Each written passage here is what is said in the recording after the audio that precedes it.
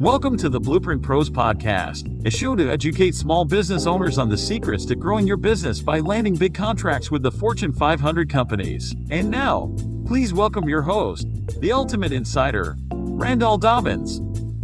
But through all of that, there is still a mindset that I think you have to try to maintain for yourself, because losing your identity is one of the worst things that can happen. It's a challenge when you honor who and what you are versus what we're socialized to do, starting, with kindergarten, where you need to fit in. And people struggle with that. I mean, as a society, we struggle with it because we've got these norms of accepted behavior. When you create neural pathways, they are permanent. One of the things you have to do is not so much focus on unlearning anything as it is creating new pathways that overwhelm the pathways that aren't serving you. Well, what's going on, Ascent Nation, and welcome back. My name is Bryan. I'll be your host. If this is your first time joining us, I have a special guest joining me today, Mr. Randall Dobbins. And what we're going to dive into today is talking about mindset and what we're calling an ascent mindset, meaning moving up, pushing forward, and really focusing in on the key components of how do you cultivate that once you've started to groom and grow it.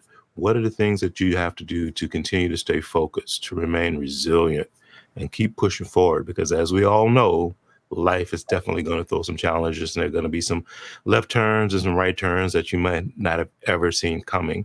But you got to figure out how to navigate those things. And that's really what we want to dive into today. So, Randall, welcome. How are you doing today, sir? So wonderful. I can't stand myself, or more precisely, I'm just grateful to be here today, sir. Well, welcome. So let's dive into this. I think this is an important topic. It's funny, we were talking kind of in the green room, if you want to call it that, before we started here about just the natural challenges of life and how sometimes you find yourself in these spaces and places where it's really can be challenging, from trying to stay optimistic, trying to remain positive, etc., especially with mindset. But where I want to start is just with that one word itself, mindset. It's kind of become so marketable from a cliche. Everybody's talking about mindset. So let's start there. And from our chairs and our perspectives and our experiences, let me hear your definition, what you think mindset really is all about and why it's relevant. Thoughts and beliefs. It's interesting because I've done a decent amount of work in this to try and understand what's going on. And when you start talking about thoughts and beliefs, another way to talk about it, the way we talk about it today, is your story.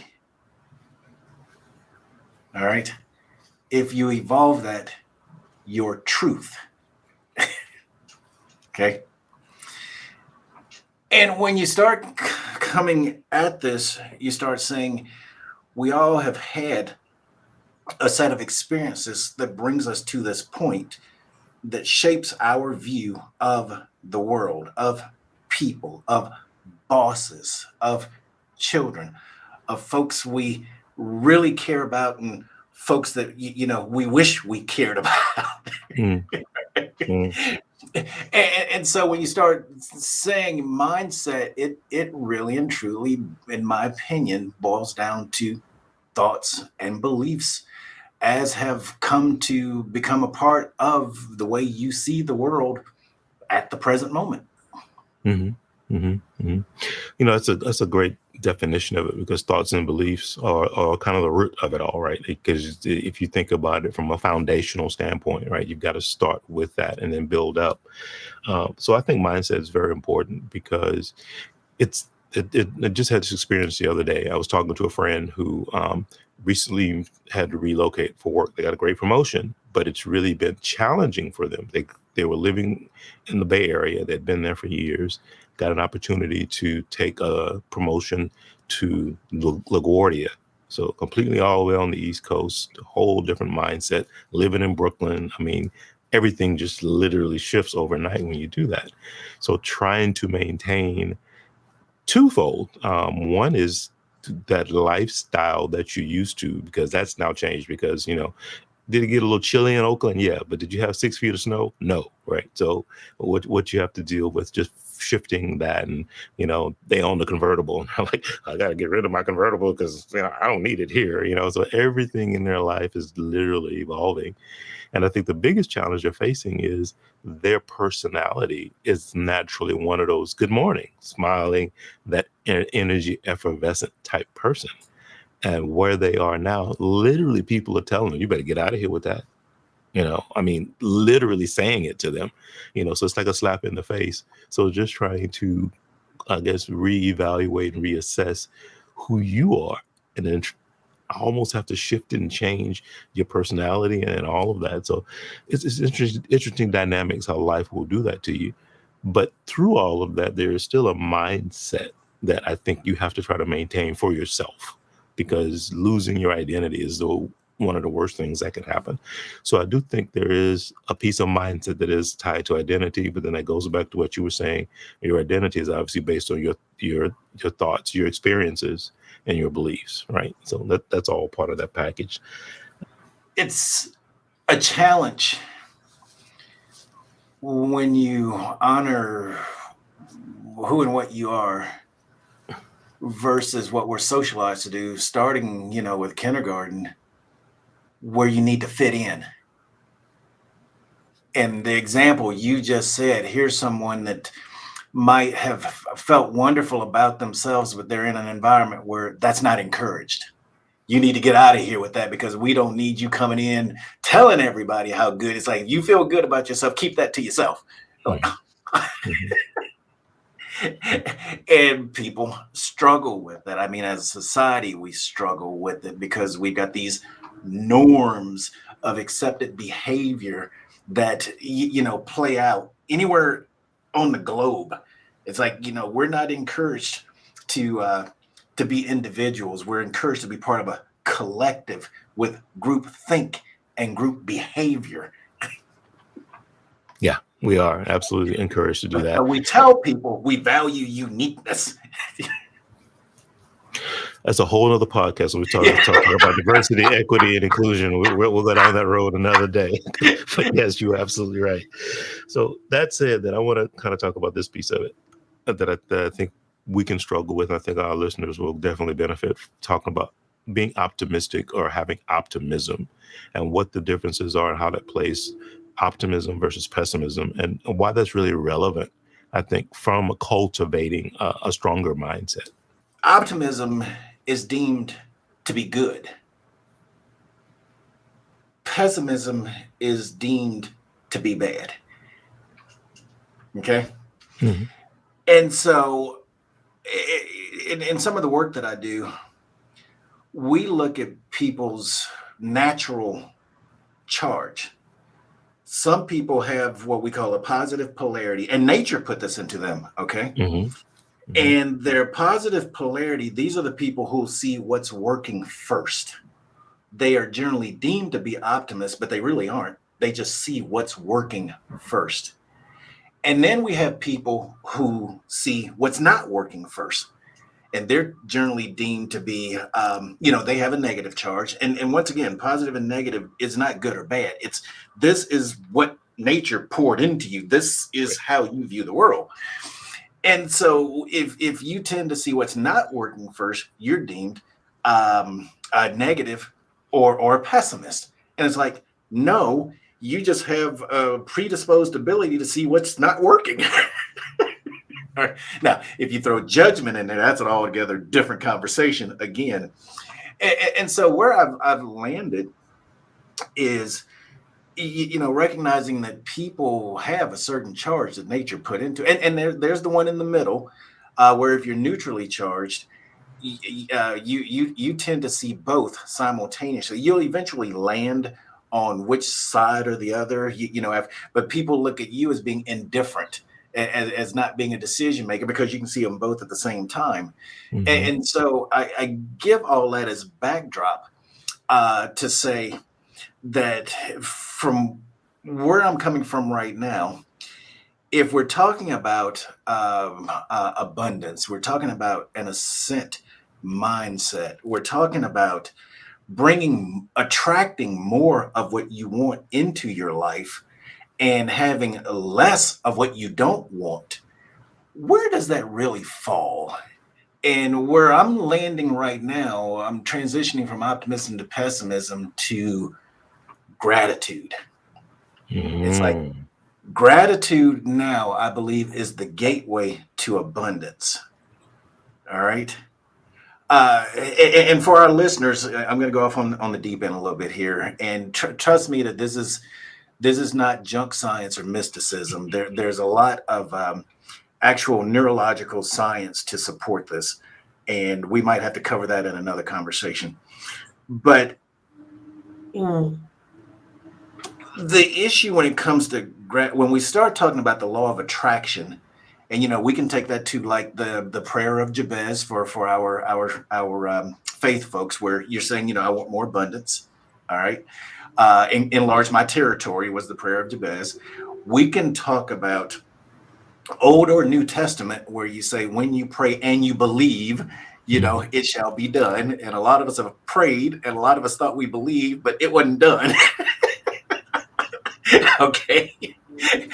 So the issue becomes what happened? What happened there? And what I am beginning to really understand, appreciate, and embrace is what happened was this lack of gratitude, and how Mm. this gratitude piece actually begins to affect mindset. And I Mm. give you an example. How when we start languaging just differently, because we're using the word optimism, you start languaging a little. It's one thing to say, I hope, tomorrow is better than today. All right. That's optimism, right? Okay. But then you say, well, I hope to get out of debt. And it's like, well, hold on, wait a minute, wait a minute. That's optimism as well. But if I say I hope to get out of debt and not have debt for the rest of my life, then what I'm really saying, under the category of words have meaning, is that debt's going to be a part of my life. Mm-hmm. All right. Mm-hmm. Mm-hmm. Maybe what I really want is to have so much financial freedom and independence that I'm unconcerned about day-to-day expenses. Mm-hmm. Yeah. Okay. Yeah. And so now when I start reframing and rethinking that whole process, I come back and it's like, okay, well, if that's what I'm committing to the universe, if that's what I want, and if gratitude's the gateway to that, then maybe today I might need to do something as simple as, I'm grateful for the opportunity to be on the Ascent platform to share this with everybody. I didn't know this time last year that this opportunity was going to be in front of me. I didn't know that you were going to take this mission to put this kind of information out to everybody. And it's like, oh my goodness, I'm lucky. I'm blessed. It was fortuitous. You can say whatever you want to say to be here to even talk about this today. And I can start there, and having that as my mindset going forward actually creates pathways in my brain to attract more of it. Absolutely. So let's talk about the inner conversation, right? Or the words, because as you said, words have power. And I think that was a great example you gave of just talking about, I hope to get out of debt versus I am going to become financially free, which essentially you're saying the same thing from a goal or an objective standpoint. But how you're framing that is, I think, such a powerful tool. And that's one of the things that I really want to talk about today. And you also use the word reframing. And I also think that that's something that we want to kind of dive a little bit deeper, because I think that is a skill that people really need to start to use in their day-to-day lives as they're trying to evolve and work their way through the challenges of life. Because, as you said, this platform 2 years ago, you didn't know you were going to be doing this, right? Well, life is like that too. So you do have to adapt and adjust based on current circumstance. Yes, you had a plan. Yes, you're working that plan. Yes, you're being grateful and thoughtful about as you move forward. But there's a left turn, there's a right turn, there's a new career challenge, there's a moving from the Bay Area to New York, whatever it might be. So in that, you might have to take some time to actually reframe and reshape what your goals are, what your objectives are, what you are grateful and have gratitude for. So actually finding the time to do that, I think, is of great value. What types of tools do you use? A journal? What do you do to try to reframe your thoughts when you do get into those spaces and those places?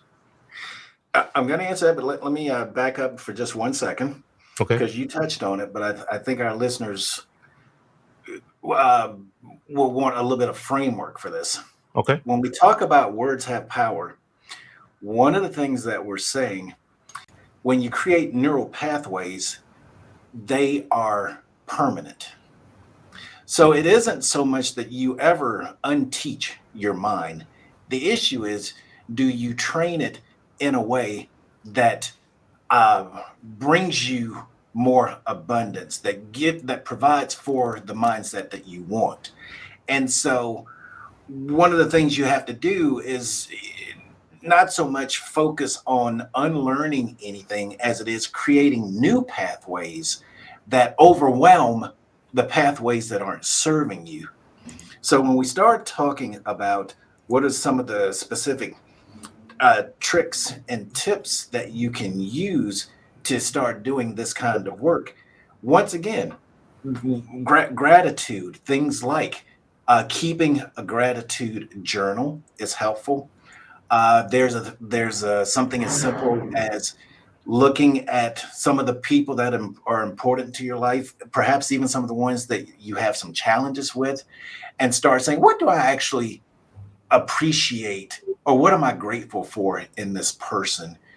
Some of you may be in some difficult relationships with your children, your spouses, and this, that, and the other. And those relationships probably weren't always that way. It's like when these first people first came into your life and they were magical, what was it about them that made them special? And can you still have some gratitude for that?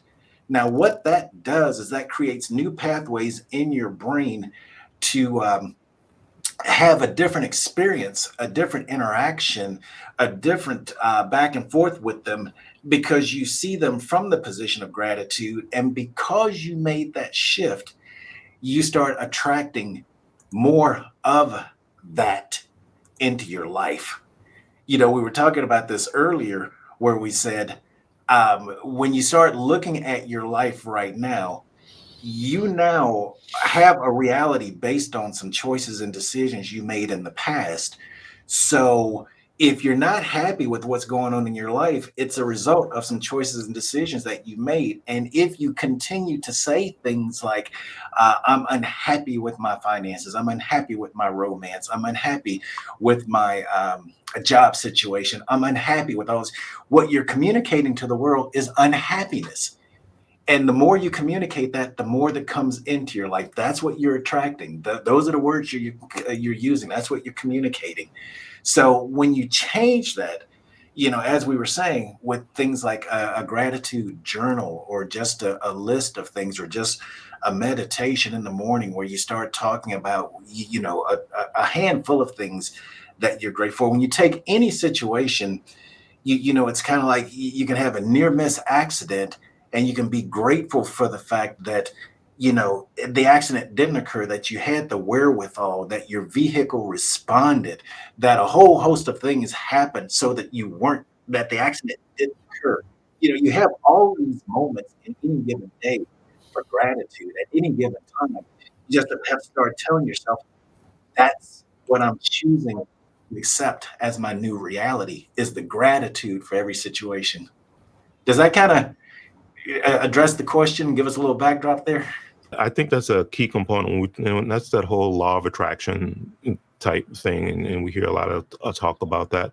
And it is true. And again, it is about framing, reframing, how that little person on your shoulder and what they're whispering in your ear, that self-talk piece, all of that's relevant, right, to having a positive mindset. And what we really want to get to, and my true focus is not just to have a positive, I want to have a powerful mindset. That's the ultimate goal, to want to get to the peak of that level of performance where your mindset literally is a driving force for you. because that's when I think you're going to get the greatest benefit out of having that type of mindset and pushing yourself to be in that particular way. So I think that there are a couple of things that you really have to figure out for yourself what they truly mean for you, because it's an individual thing too, and that's the other part of it, which makes this such a tricky thing to nail down, because we all have unique experiences in life. We're all on our own journey. We can see the same. We can literally sit here, watch something happen, and both describe it and totally describe something totally different based on our own perceptions and how we see life. But here's the three things. We talked about optimism already, so that's one of the three. The other is focus. I think focus is a key component to this. And then the other is being realistic, right? Truly being realistic. So not pie in the sky and, I want $1 million. Well, yes, that's nice, but to what end? Is it just to have the million? Because a lot of the times what can drive you from a mindset standpoint is what is the purpose of the goal, not what is the goal, but what is the purpose of the goal.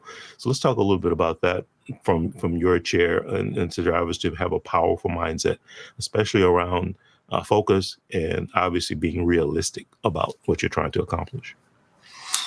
I think you put your finger on a number of key things. Having a purpose, having a mission, having a focus. There's nothing like that clarity of, purpose to focus the brain and to communicate to the universe what you want. Okay? Mm-hmm.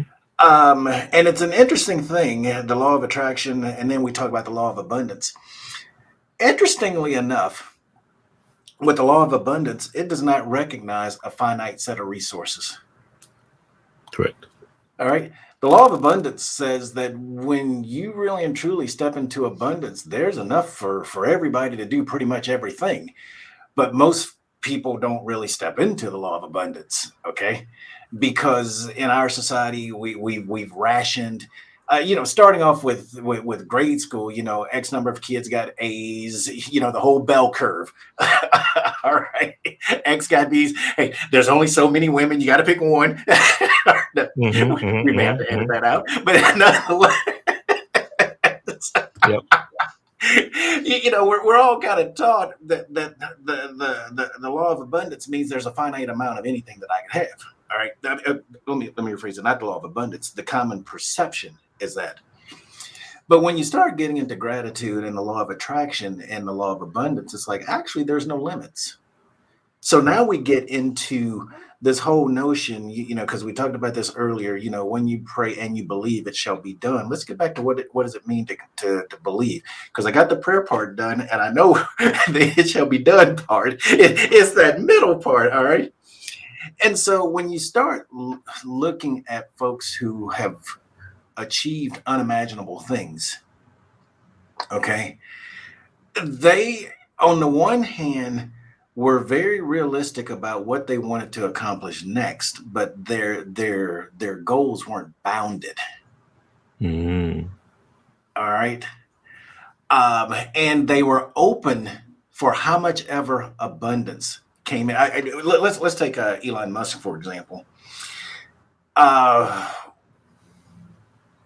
When he said he wanted to have a spacecraft to land on asteroids, okay, most people would look at that and go, that's crazy. But all of a sudden, more money that he could count came in to support that project, because his purpose was to do that, to identify precious minerals and things that we didn't particularly have on this planet that could aid and benefit mankind.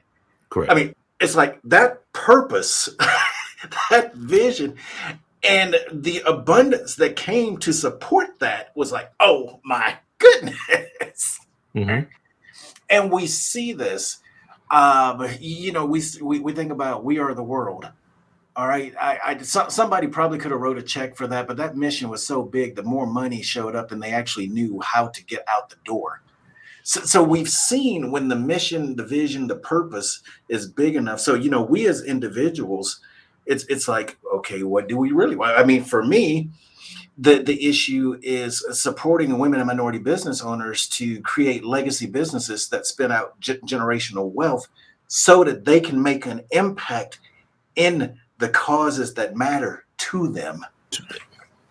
Okay. How I get there, what are the reasonable goals and expectations that I use to get to that milestone?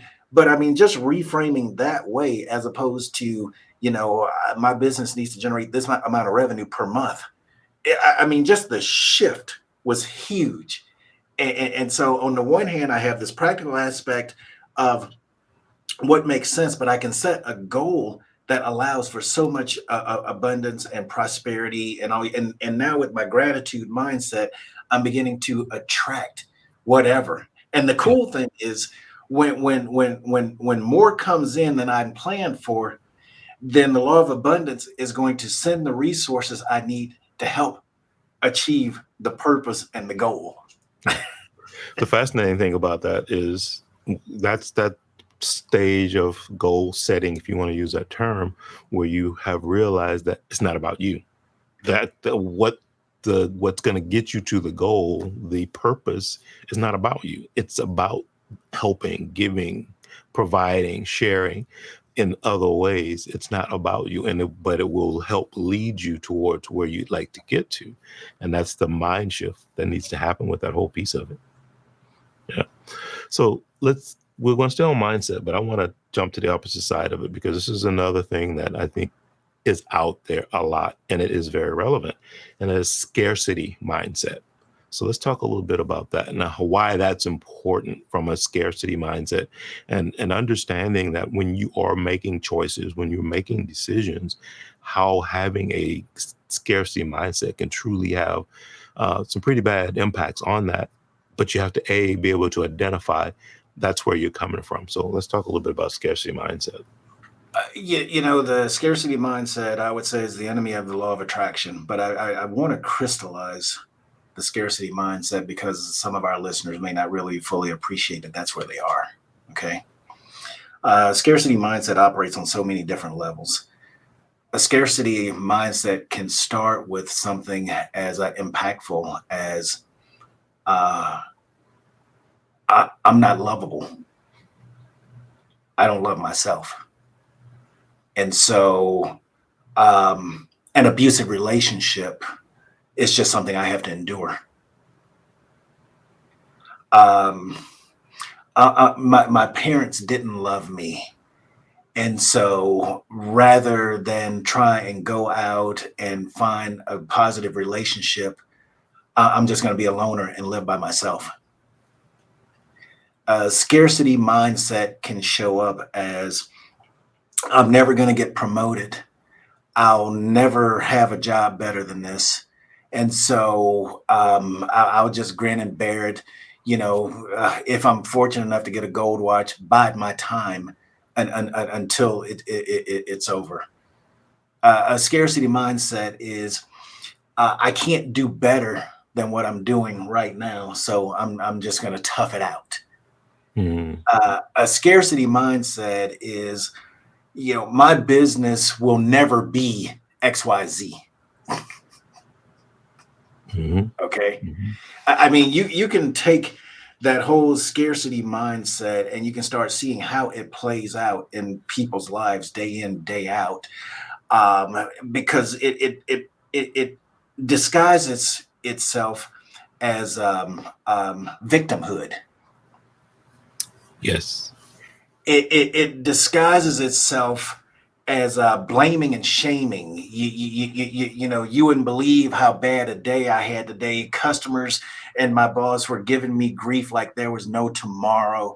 All of these other, and that's not to say these things don't happen. It's to say that the scarcity mindset is at play in so many different ways. And oh, by the way, once again, we're talking about the law of attraction. That's what you're attracting into your life.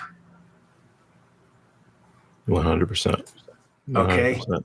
And so the scarcity mindset, when we start talking about the law of attraction and abundance, is the enemy to your happiness, is the enemy to your freedom, is the enemy to you being, as you started off with in your introduction, the best possible version of all the gifts and talents that were poured into you for you to, contribute to the world, even if it's selfish. Even if you just want the money, even if you just want whatever comes with that, all right, which is okay. All right. But the scarcity mindset is the enemy to what you want to achieve in life. And there's an element of it that's programmed in all of us, whether we understand or not. We have systems that taught us this, that normalized it. We start talking about amongst us black folks the talented 10th. It's like, no, there's no such thing as a talented 10th. Okay, there's the talent of 100th. Now you either are going to believe that that's reality for you, and you're going to start doing the work to get there, and when you get it right, it doesn't become work anymore. All right. And like we started talking about, what is the shift? What do you start believing? What do you start telling yourself? What becomes your thoughts and beliefs that actually allows your reality to be exactly what you dreamed it could be? Yeah, 100%.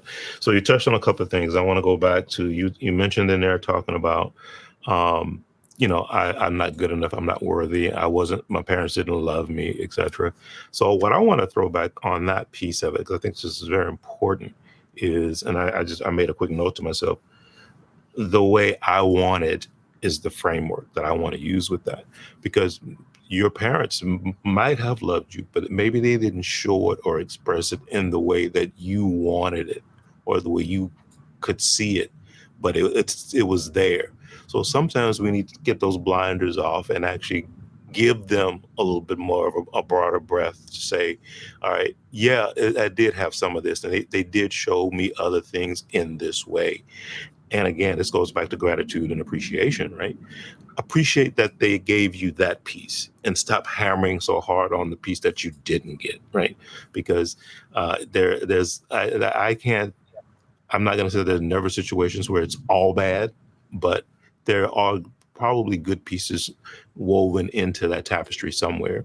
But the key is we've got to get out of our own way from a mindset standpoint to be open to receive and see and be grateful and be thankful for the good pieces that were woven in throughout that journey. So I think that's a key part that you hit on. I wanted to go back and hit that. The other thing was about this. You were talking about just how the mind works, right? And how we have these different triggers and different things that are within us naturally. The brain's primary job is to keep you safe. It is going to operate. That is the operating system of the brain. That's what it does. It's going to evaluate, take in the information, take in the data, and then make a decision that is supposed to keep you safe. Now, we all know that comfort zone, many other things are not necessarily, because that's we saw comfort zone, that's what place things go there to die, right? In the comfort zone, you've got to get out of your comfort zone to truly start to experience life, to explore, to expand yourself, your mind, your thought, your spirit, and all of those different things. But your brain is going to always tell you 100% the opposite of that. So this is why we talk about mindset being so important, is because that is the thing that's pushing back against that brain software naturally saying, keep you safe. That's my job. I'm going to keep you safe. And it's in your ear. And that's what you hear. That's that tape that's going to play. So I think that's a valuable piece. What have you done, or what has been your experience with, just that tape playing and really technically kind of fighting back against the brain doing the job that it's supposed to do? I'll tell you an interesting story. Because when we talk about the brain for our audience, I do want to separate between two things: your conscious mind and your unconscious mind. Okay. And in Cliff Note version, you don't tell your heart to beat and your lungs to breathe. Your unconscious mind does 99% of things without you actually knowing what's going on. Some of our listeners may not believe this. but your unconscious mind has a 100% accurate record of everything that ever happened to you in your life. Okay. Mhm. Your conscious mind may not be able to recall it. Your conscious mind might wrap some stuff around it that may or may not have been there. Okay. The thing that was interesting to me is one of the things I teach is excellence, but my coach was asking me, where did this come from? And I said, well, it came from, when you start talking about people like Michael Jordan and Tom Brady, for us sports fans out there, Michael Jordan was naturally talented. Everybody knew he was going to be great. Tom Brady, nobody thought he was going to be much of anything. All right. And so I tell my students I want them to have a Tom Brady career, because what you understand about Tom Brady was that, it's not definitional that we're all going to be great, but he mastered his craft. He learned what he needed to learn. He became a field general. He was able to repeat his success. All right. Unlike Patrick Mahomes and unlike Michael Jordan, it's like, that might not be your situation. And so my coach was asking me, well, okay, how did I become to zero in on that? And I told him about, Arthur Ashe and tennis. And he said, well, why was Arthur Ashe a big deal? I said, because my brother and I started playing tennis, and I started modeling my game after that, and I was able to beat my brother. He says, well, it was important for you to beat your brother. I said, because I can't beat my brother much of anything. Tennis was the only thing that I could beat him at. And he goes, well, why was it important for you to beat your brother? I said, because when we were small, my brother was bigger than me. He used to sit on my chest, put his knees on my shoulders, and he would smack me in the face just to play, because he could do that. Because he could do it. Yeah. And so the coach says, well, how did that make you feel? I said, well, it made me feel helpless. And he said, well, when you felt helpless, what did you used to do? I said, I yell out to mom. He goes, well, what did mom do? She would say, get off your brother. And in that moment, Bryan, because I was able to give my unconscious mind permission to my conscious mind to examine that whole history going back to a young age. All right. Mm. That I was unable to unlock that one of the keys to success in my career, having an A-type personality and needing to know everything about something, was knowledge and education was my defense from bullying. Mm. Mm. Okay. Okay. And that has always been my approach. It was important to me. So when I look at Tom Brady and I look at the mastery of his craft, that resonated with me, because because I know, and you know this, that when you are a subject matter expert, when you're a domain expert, that when you are adding value to any type of scenario, whether it's a corporate supply chain, whether it's a consumer business or whatnot, that expertise, that subject matter expertise, that knowledge is what can differentiate you.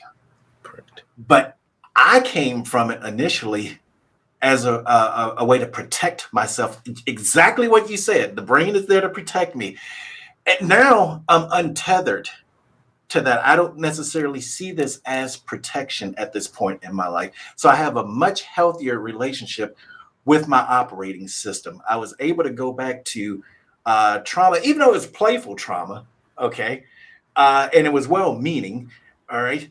But I can see how it played out in my life. And I've been doing the work to untether from a lot of those things, some of them that didn't serve me, some of them that served me. But I can start, when we start talking about thoughts and beliefs, I can draw a linear path from going through that as a child to my adulthood, where I saw everything from the lens of how do I protect myself by amassing information. Mm. Interesting. That was the way it played out for me. Right. And what No, I would but tell you, what I would suggest is that probably plays out for most all of us, especially if we can begin to recognize what those key seminal events were when we were younger, and we can examine whether or not it still serves us. Because if we talk about people with childhood trauma, where we start saying, what did we learn from that? It's like, well, wait a minute. I learned this from that situation, but the causal factors then are not the causal factors now. 100%. Yeah. And if I can create that space Just to have that acknowledgement and that awareness, then I also create the opportunity to make different choices and not necessarily perpetuate scarcity, victimhood, um, be defensive, see things that may or may not be present, like racism, sexism. I'm not saying these things don't exist. I'm saying that you may have thoughts and beliefs that put them there when they aren't necessarily. One of the things in my community is there's this prevailing assumption that women and minorities can't get these contracts because they're women and minorities. And I would say 30 years ago, that was probably true.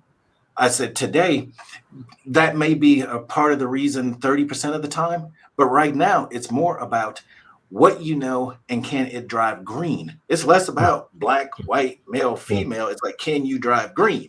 You either mm, can or you can't. You either have a demonstrated ability to do it or you don't. You either have the competencies and the skill sets or you don't. And it's easier to measure you trying to get in the door versus somebody who's already in the door. absolutely. And so Absolutely. you can't necessarily assume that you aren't in the door because of the way you look. Like, no, no. So and it's like, why does that mindset, why do people believe that's the reason? Yep. It's funny you bring that up because I want to stay in that swim lane for a second. One of I think it's a great movie. I think they did a really good job, and that's 42 when I talk about Jackie Robinson Yes, and yes, yes. Excellent movie. Mr. Ricky, and that has this moment where everybody's saying, "Oh man, you've lost your mind. What do you mean you're going to bring a black player to the major leagues?" And he's in this moment explaining his logic, and it's very basic logic. He says the black community likes baseball. The black community has money. Baseball is not black or white. Dollars are green, right? And that's what he realized in that moment, that he wanted to put the best possible product on the field, regardless of color, because that equated to green dollars. And that's exactly what you're saying about these corporate contracts. And but that's a mindset, right? He got his mind to that place of getting past the fear and what being judged and all of the things that we just talked about. That is a powerful mindset. That takes courage. It takes conviction. And obviously the thoughts and self-belief and all of that are all rooted in that.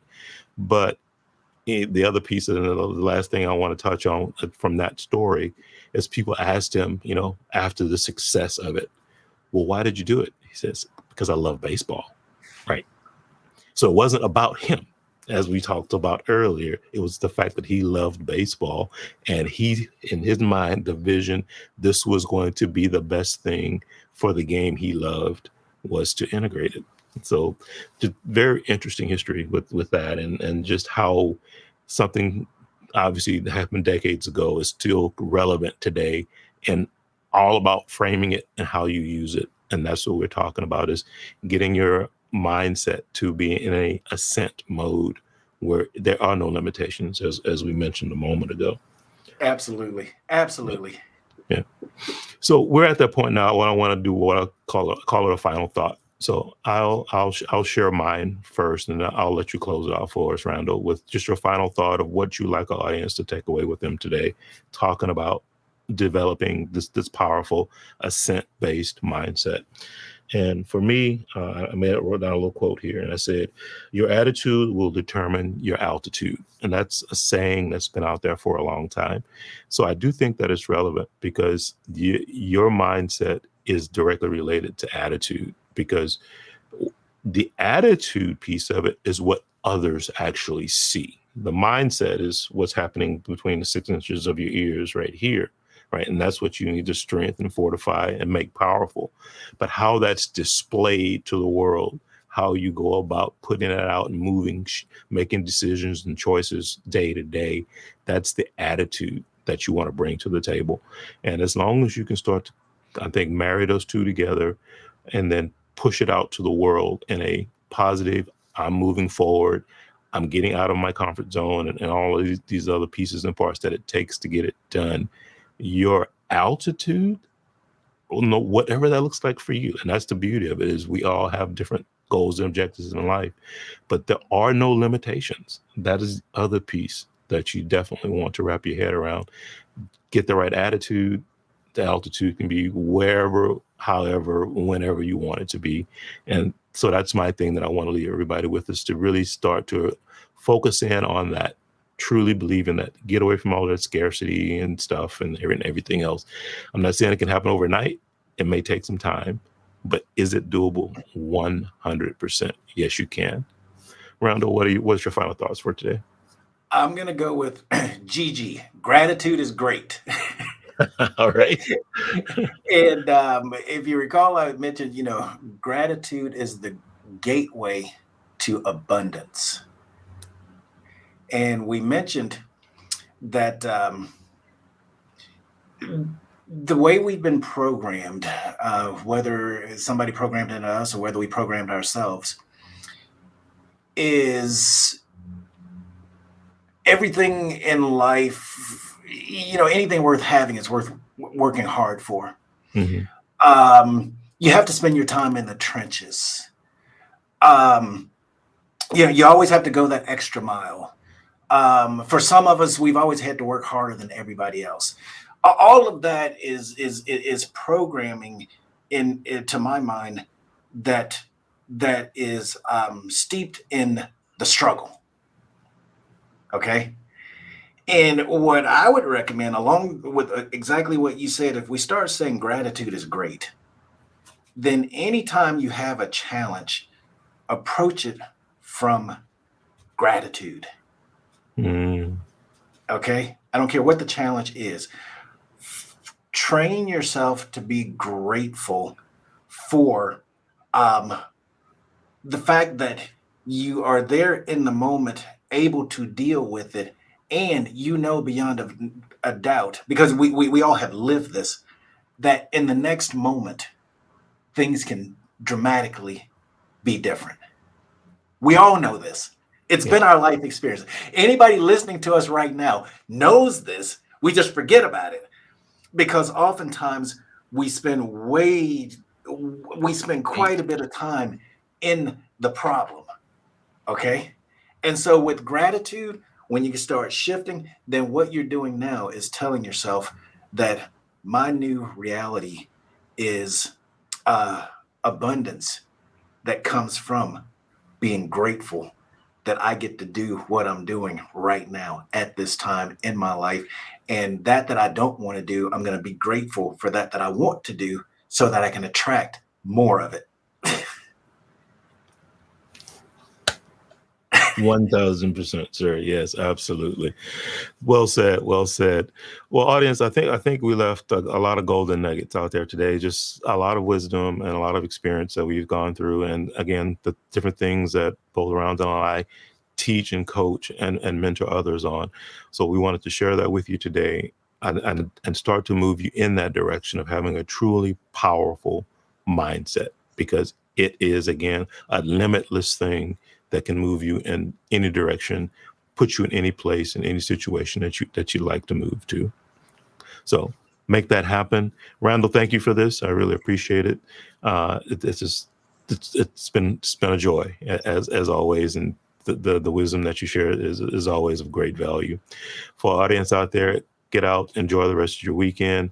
As I always say, take care of each other. And until next time, we'll see you soon. Bye now. You have been listening to the Blueprint Pros podcast with Randall Dobbins, the ultimate corporate contracts insider. For more information on our training and programs, please visit training.businesspartnerblueprint.com. And please, if you like this show, subscribe now to this channel to be notified of new episodes. And of course, please tell your friends and colleagues about us. We look forward to sharing more with you on our next episode. Thank you for joining us today. Goodbye for now.